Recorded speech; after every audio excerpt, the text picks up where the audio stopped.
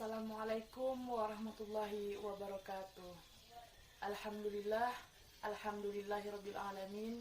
Assalatu wassalamu ala asyrafil anbiya'i wal mursalin wa ala alihi wa ashabihi rasulillahi ajmain. Pertama-tama mari kita mengucapkan segala puji syukur kehadirat Allah Subhanahu wa taala yang telah memberikan segala nikmat dan karunia-Nya terus-menerus siang dan malam tanpa perhitungan, yang maha terjaga, tidak pernah mengantuk dan tidak pernah tidur, yang maha hidup abadi dan maha memelihara makhluknya. Pemberiannya tidak terhitung dan tidak terkira, tak ada ungkapan rasa syukur yang terucap dari lisan sang hamba yang lemah ini kecuali ucapan Alhamdulillahirabbil alamin. Salat berserta salam tak jemu-jemunya kita ucapkan kepada Nabi besar kita, junjungan alam kita, kekasih hati ribuan juta muslim di dunia, Nabi Muhammad SAW, dengan mengucapkan Allahumma salli ala Muhammad wa ala ali Muhammad. Baiklah, untuk tidak memperpanjang mukadimah saya lagi, di sini saya akan menyampaikan kultum singkat saya yang berjudul Hakikat Dunia. Salah satu akhlak muslim adalah zuhud terhadap dunia. Dan sifat zuhud ini tentunya tidak akan bisa kita tanamkan di dalam hati kita jika kita tidak mengetahui hakikat dari dunia.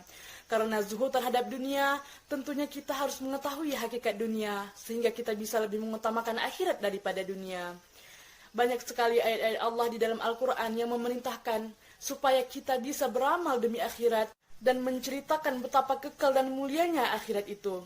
Misalnya di dalam surah An-Nisa ayat 77 Allah Subhanahu wa taala mengatakan, A'udzubillahi minasyaitonirrajim, qul mata'ud dunya qalilun wal akhiratu khairul liman taqwa. Yang artinya, katakanlah kesenangan dunia hanyalah sedikit dan akhirat itu lebih baik bagi orang-orang yang bertakwa. Al-Qur'an surah An-Nisa surah keempat ayat 77. Maka Ibnu Qayyim mengatakan bahwa apabila Allah menghendaki kebaikan bagi seorang hamba, niscaya Allah akan buka mata hatinya sehingga mampu mengetahui hakikat dunia dan juga akhirat, lalu ia memilih yang lebih utama dari keduanya, yaitu akhirat. Di dalam Al-Quran, Allah Subhanahu wa ta'ala membuat banyak sekali perumpamaan tentang dunia supaya menjadi ibrah dan peringatan bagi manusia. Di antaranya surat Yunus ayat 24, Allah Subhanahu wa taala mengumpamakan dunia itu seperti tanah yang disirami oleh air hujan, lalu tumbuhlah tanaman-tanaman yang bisa dimakan oleh manusia dan hewan ternak. Ketika dia sampai pada puncak keindahannya dan dikiranya bahwasanya kenikmatan itu akan kekal abadi, ternyata Allah Subhanahu wa taala mengambil semua itu. Allah membinasakannya, menghancurkannya setelah dia sampai pada puncak keindahannya. Allah Subhanahu wa ta'ala mengumpamakan kita yang hidup di dunia ini, dunia yang kadang-kadang orang benar-benar bersungguh-sungguh hidup di dalamnya, dunia yang kadang-kadang orang bunuh-bunuhan, dunia yang kadang-kadang karenanya orang menghalalkan segala cara untuk mendapatkan segalanya, bahkan sampai memutus silaturahim, membunuh anak atau kerabat, bahkan orang tua. Ternyata perumpamaan yang dibuat oleh Allah Subhanahu wa ta'ala tentang dunia, bahwasanya dunia itu seperti air. Allah berfirman dalam surah Al-Kahfi ayat 45 yang berbunyi, A'udzubillahi minasyaitonirrajim, wadrib lahum masalal hayatid dunya kama in anzalnahu minas sama, yang artinya, dan buatlah untuk mereka perumpamaan kehidupan dunia seperti air hujan yang turun dari langit. Al-Quran surah Al-Kahfi surah ke-18 ayat 45. Ada penjelasan menarik terhadap ayat ini.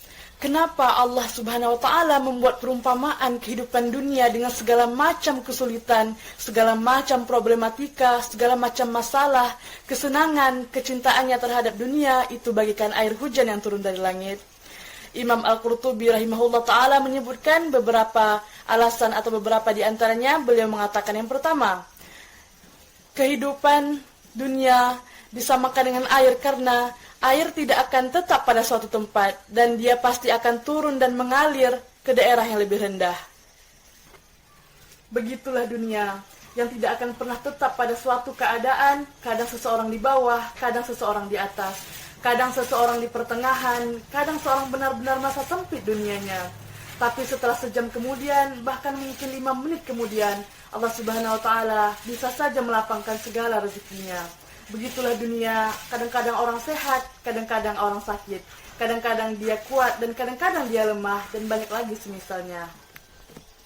Maka dari itulah, hal ini membuat kita semakin tahu hakikat dunia yang kadang-kadang kita lebih mendahulukannya dibandingkan hak Allah Subhanahu wa taala. Subhanallah. Yang kedua, beliau mengatakan karena air akan bergerak dan akan habis, begitulah dunia. Yakini baik-baik, dunia yang Anda perjuangkan sekarang ini, bahkan mungkin sampai keluar keringat, menerjang hujan dan menahan panas, bahwa dia akan habis. Bahkan subhanallah, orang yang mati apabila dia membawa gigi palsu yang terbuat dari emas, maka akan dicabut dan tidak boleh dibawa mati. Itulah saking hinanya dunia. Yang ketiga, beliau mengatakan karena air tidak akan pernah sanggup seorang pun masuk ke dalamnya dan tidak basah. Begitulah dunia, jika kita tergoda dengan dunia, maka manusia pasti akan terkena godaannya dan terperusuk ke dalamnya. Yang keempat, ketahuilah bahwasanya air jika sesuai dengan porsinya, dia akan menjadi sangat-sangat bermanfaat, menumbuhkan tumbuhan, menghijaukan tanaman.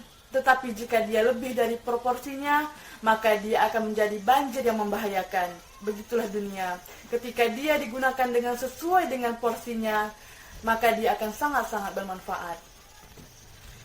Itulah 4 poin tadi yang disebutkan oleh Imam Al-Qurtubi rahimahullah ta'ala mengenai dunia dan alasan mengapa Allah menciptakan dunia ini seperti air hujan yang turun dari langit. Semoga ini sama-sama bisa menambah wawasan kita tentang hakikat dunia dan selalu mendahulukan hak-hak Allah Subhanahu wa ta'ala. Lebih dan kurang, salah-salah kata saya mohon maaf. Wabillahi taufiq wal hidayah. Assalamualaikum warahmatullahi wabarakatuh.